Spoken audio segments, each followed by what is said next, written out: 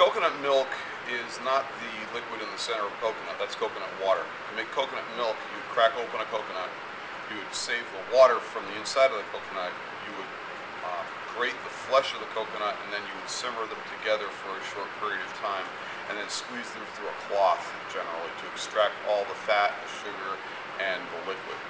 Now, coconut milk is about 50% saturated fat, which means it's similar to butter in the regards that when it is above about 82 degrees, which is its melting point, when it's warm room temperature, it's liquid and the fat will float to the top, the liquid will sink to the bottom.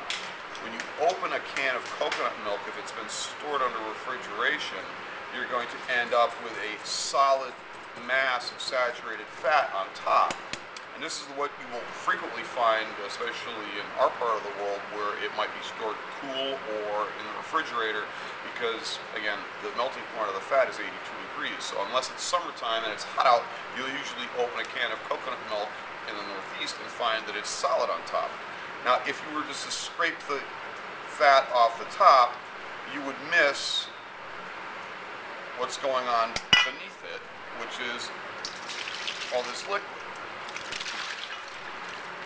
And then your product would be very, very greasy, and whoever came behind you and got just the water would have a product that wasn't rich enough.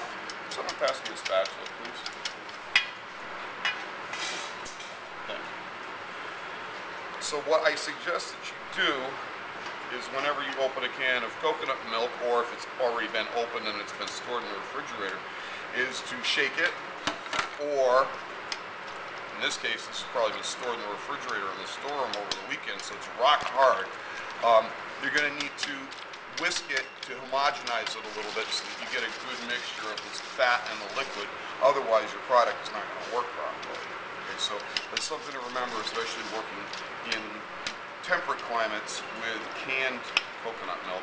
So you have to open the can, pour it all into a container, and homogenize it a bit.